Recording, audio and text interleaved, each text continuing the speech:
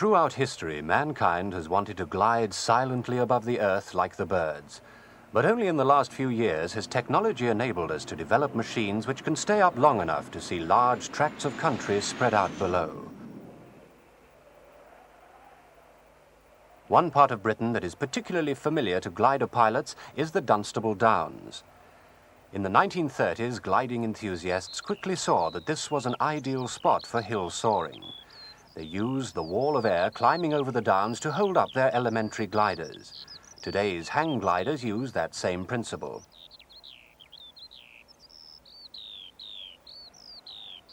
Since the 1930s, many new designs have appeared over the horizon, and nowadays sleek glass fiber gliders can travel hundreds of miles on thermals of rising air. What's more, they can usually get home, in this case, the London Gliding Club. But for many pilots, it's more than an ordinary homecoming, for this is where they learnt to glide. What happens is, because this is a larger distance, the air pressure over this wing decreases, and it speeds up at the same time. In fact, it decreases because it speeds up. Because the air has to flow faster to get here, then the pressure will drop. And it's the pressure drop here and a slight increase in pressure here that produces the lift over the wing. It looks something like this. Derek Sear is one of 3 flying instructors at the London Gliding Club. He takes regular courses of students through all the basic knowledge which a glider pilot must acquire. And these should coincide with the... The course is a busy one. They must even take advantage of the worst weather to learn about the aircraft which they will soon be flying on their own. Through the front, just straight in. I'll put this pin in the back. Now then, let's have the next one up. Okay, bring it in, lifting a little, straight in. Every pilot must know how to assemble and dismantle his own glider. One day he will come down in a strange field and will need to remember this lesson. And straight down, locating it in the back. Very little time is wasted in getting students into the air. In his first flight, a student becomes familiar with the cockpit layout and the general feel of the aircraft. Okay, yes, thanks. Good. Right, so we have a basic set of controls, nothing very complicated. You have the airspeed indicator, speed through the air, a cloud flying instrument which we won't be using, the altimeter, obviously for recording height, 2 instruments here, virtually the same thing. They record our rate of climb and descent. Then there is a comprehensive cockpit check which is engraved on the mind of every pilot. This check is carefully designed to cover every aspect of safety and to find any faults before the glider is in the air. Controls. And that will be full right rudder, full left rudder, elevator up, and down. And the ailerons that we can see for ourselves, because they're just on the end of the wing, and if I move the stick to the left one will go up. If I move it to the right one will go up. Next, the canopy, which we will close and lock, and then finally, the air brakes. Check that they're coming out together, operating smoothly, closed and locked. And now we're ready to go.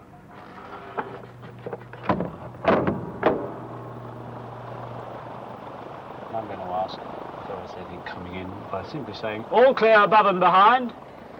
Ready to go now, so we'll take up slack. Holding up one finger as a signal to the signallers. And we watch the rope go tight. Once the rope is tight, and we say, all out.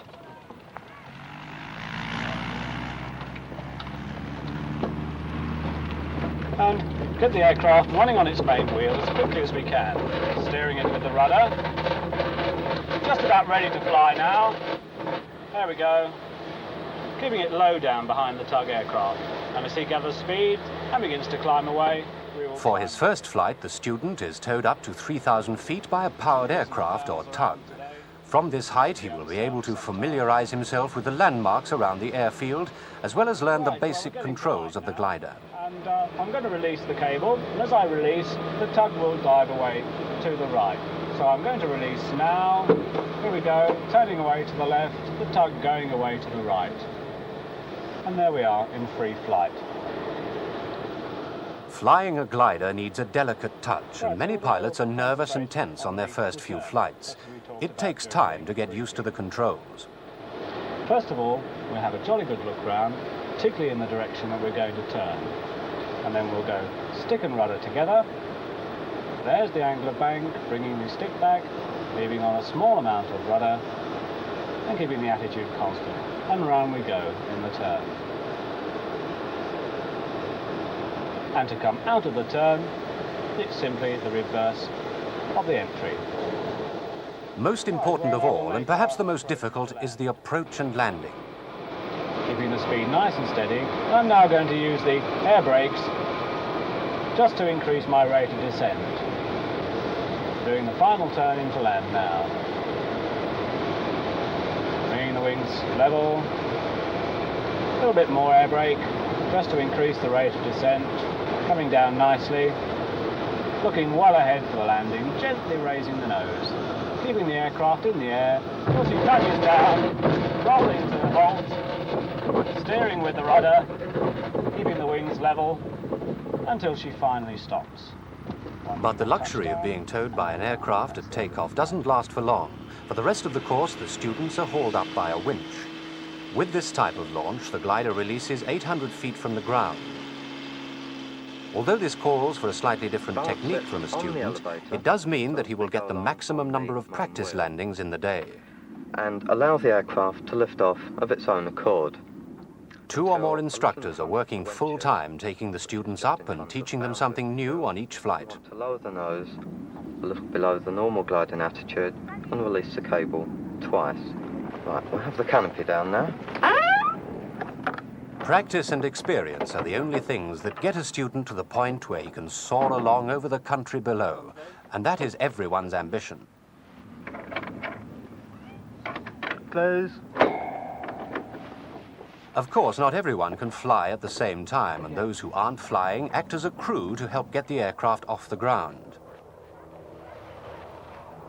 The crew are a vital part of the operation, and with the winch over the hill, a foolproof system of signaling is necessary. In this way, instructions are conveyed to the winch driver.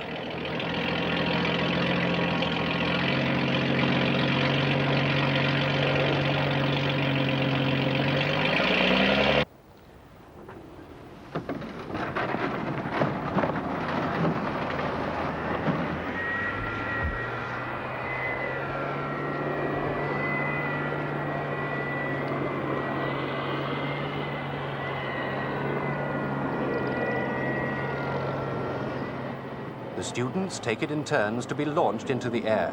So long as the weather holds, they will get as much flying as they can. Each launch consists of 3 turns and the one skill that takes the most practice, landing. A course like this is hard work, and even after the last landing of the day, they sometimes retire back into the classroom. Basic navigation is just one of the skills they must learn. Detail. We don't want little villages or crossroads or anything like that. We want some large features that are easy for us to see. What would be the best thing that you can see on the map here on that line? Road systems and possibly even better railways, since there's fewer of them. Railways, good, because railways are going to take up a definite pattern. This lecture is an essential preparation for the pilot who hopes to fly alone and to find his way about the countryside. For some, in fact, it may be the last, because by tradition a student gets no warning before he is sent on his first solo flight. As the K-13, but they're not quite so effective. They're just slightly less. We do have a wheel brake though, don't we? And on this one you will find there's a wheel brake, so don't jam it on quite so The first solo is one of the most exciting and perhaps nervous moments in a pilot's life. Now he must remember all that he has learned, and the success of his flight depends upon it.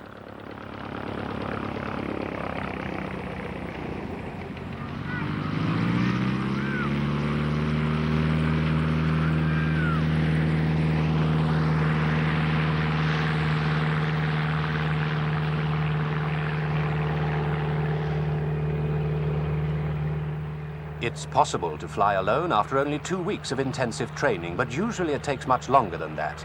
It costs about £200 to reach this point, but most people say it's well worth it for the thrill of controlling their own aircraft.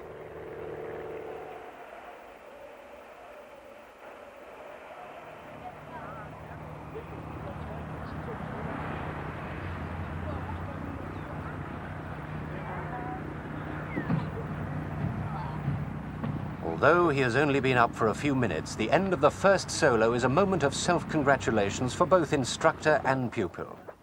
Congratulations, Bob. Oh, Super. thank you very much. Right, well, how did you find it then? All coming down all the way. Yeah. Couldn't find anything to stay up there with. What about the aircraft itself? It's not too It is bad. ever so light, isn't it? Yeah, it's not too quite bad, though. surprising. Yeah, yeah. Did you find it? How did you find it compared with the 13? Would you? Oh, it's training like being machine? tossed about in a piece of paper compared to being in a 13. Yeah, yes. But For some, the first solo is as far as they go, but for many, it is only the beginning. Ahead of them lies all the excitement of flying modern glass fibre machines on long cross-country routes and of competing against others as they do so.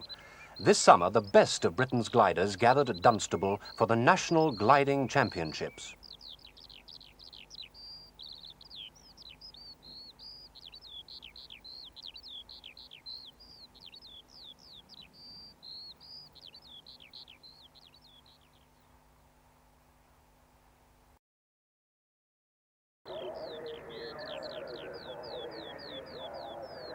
On Sunday, May the 26th, 1974, 44 of Britain's finest glider pilots gathered at the London Gliding Club for the National Championships. There were 6 days of competition, and each one began, like this one, with a briefing of pilots and crews in the early morning. The competitors are told what the day's task is to be. Usually they have to fly a triangular cross-country course of 200 or 300 kilometers, and the first man home is the winner. 8 tugs are working to get the competitors airborne as fast as possible. Each pilot has a crew of 2 or more, often his own family, to help him be ready to launch when his turn comes. Although gliders are classified according to their size and may have differing tasks, they are all launched at the same time. As soon as a tug is ready to tow him, a glider pilot will be taken up to about 3,000 feet. Meanwhile, each glider is being carefully observed from the ground. To start his course, a pilot must pass over a starting line at a height of not more than 1,000 meters. Negative start. Failure to do this may mean he gets a negative start. If this happens, he must go round and start again. Line. 16 seconds. It's round. The starting time of each glider is recorded and chalked up on the board. Minor. Good start. Pilots can start whenever they feel is the best moment. From then on, it's a race to get home. Right from the start and throughout the task, the pilot is trying to gain height on a thermal of rising air, then gliding as fast as he can to the next one before climbing again. Timing is important. Flying conditions reach their peak in the early afternoon, then begin to deteriorate. To fly 300 kilometers in one of these machines takes about 4 hours. Yet often, the finish is the most exciting part of the day. 269. Oh, here he comes. I'm pleased near the finishing enclosure.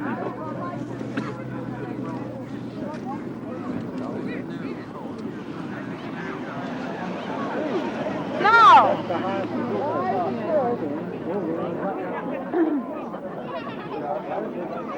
highest is GB. 85. Followed by 85. No! Yeah, 402.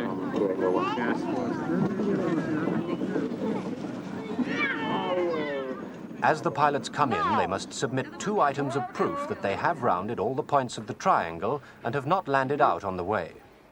A barograph trace, a device which continuously records their height and shows that they have been in the air all the time. Photographs of landmarks at the turning points prove that they have completed the triangle. 1974 produced some of the best flying weather anybody can remember. The likelihood of the medium cloud coming in here. I don't think it's going to bring and getting in the way of the. don't think it's going to bring much Yeah. cloud in. There'll be some high sewer. It was the job of this committee to decide exactly what task to set each day. The question was, how best could they take advantage of these exceptional conditions to test the skill of the competitors? It's almost good enough for a 500-kilometre triangle, doesn't it? What would the policy be on that? Had such a good race yesterday that they have done their racing day. It would be nice to get a distance task. If it came off, it would be fantastic.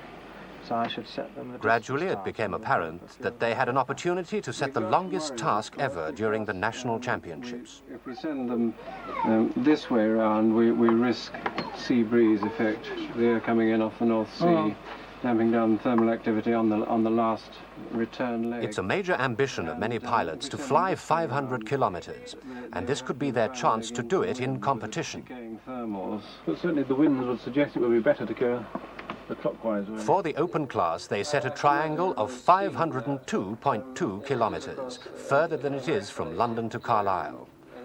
With such a distance in mind, the morning briefing was bound to be a bit tense and with more detail than usual. The first turning point is East Retford. The second turning point is the Long Mynd. Well, now, Terry McMullen kindly flew over the East Retford turning point to the end of a railway tunnel and has kindly offered to describe it to you. If you look at the circle around the turning point on the map, you will see a little more or less rectangular blob to the east of the tunnel. This, in fact, is scrub growing on spoil, which is being dug out to form the cutting for the entrance of the tunnel. However, probably the most visible feature is a single Lombardy poplar, which in fact just sticks up like this and can be seen from miles and miles away. Today, every item was critical. Every piece of information could be useful. It was vital to have an exact breakdown on the weather. If the wind increased to 15 knots, it could spell disaster on the homeward leg. Flat gradient over the whole area, basically southeasterly winds in this part, light and varied over the central part of the country, and perhaps light westerlies in the north. Briefing tomorrow morning, 09:30. Tomorrow's briefing was of little concern to the pilots and their crews just now. Each one knew that he and his machine were pitted against the finest opposition in the country. Today could be the day to find the champion. 145, would you follow in behind 5-2 and the marshals will find you your position? John Williamson, currently first. Success would strengthen his position. Ralph Jones lying second. George Lee, RAF pilot, lying third. These men were fighting for the top positions, but others were not far behind. John Jeffries and Gillian Case in the first two-seater glider capable of competing at this level. Anne Burns, once national champion, only woman pilot in the competition. Everybody today wanted to be off at the earliest possible opportunity. Ahead lay a long task, with the chance of conditions in the afternoon becoming difficult.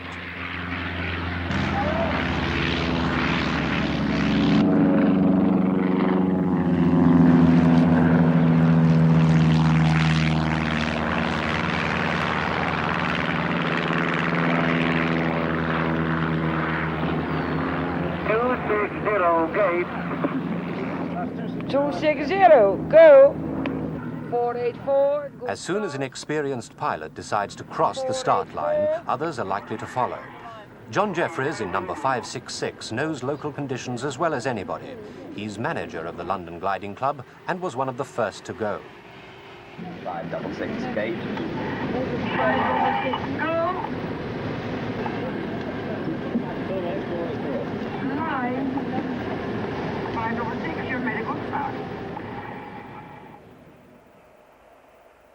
Within 40 minutes, everybody was racing northward.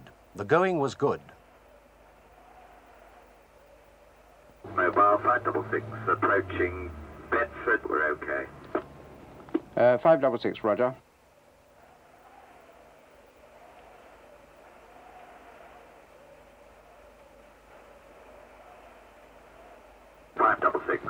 Mobile 566, rounding the Mynd for the second turning point. Conditions still look okay. 566, roger, standing by. All pilots reached both turning points without mishap. Some were already thinking of a record. But from the Long Mynd homewards, the wind was against them. By now it was blowing a steady 20 knots and pushing the gliders back to earth. Over the Shropshire border, it became obvious that many would not make it home. Crews began to leave the airfield to pick up the struggling gliders where they came down.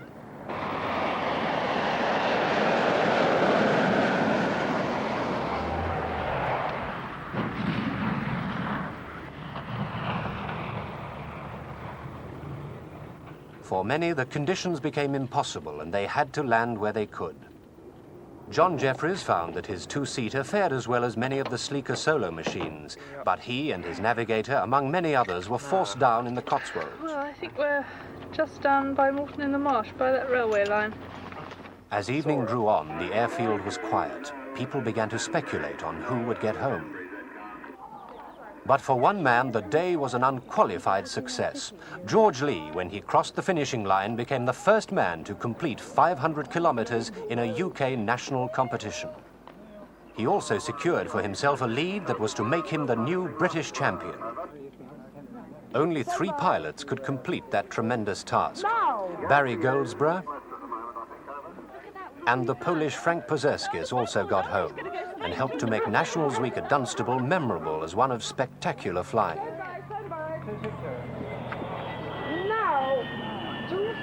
Oh my God, isn't he going fast? Fabulous.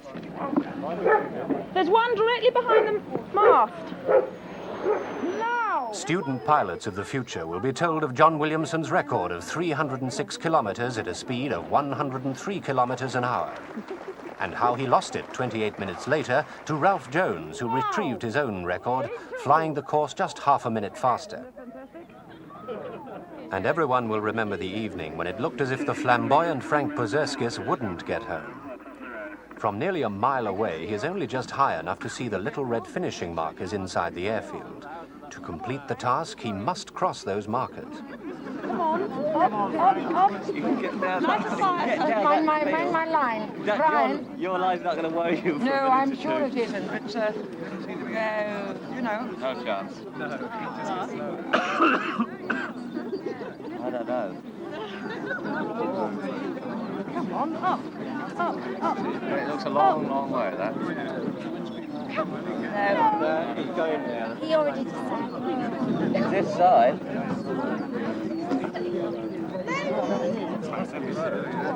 He's going to do it. No movements on the airfield, please. No movements. He is, you know. He's in now. He's in. Yes, he's in. There. No, you've got to apply it. Yes, he's in. He's lead on. Come on. He's a bit of kick dog in the ground. Everybody down. Come on. He's easing himself up those. Get away from the line! Come on, back from the line. Off the finish line, please. Keep well back from the finish line. We'll only just see him as it is. Right, that's all hard.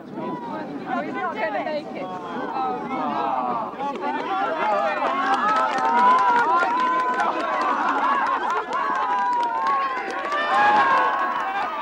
Many glider pilots never receive an accolade like this.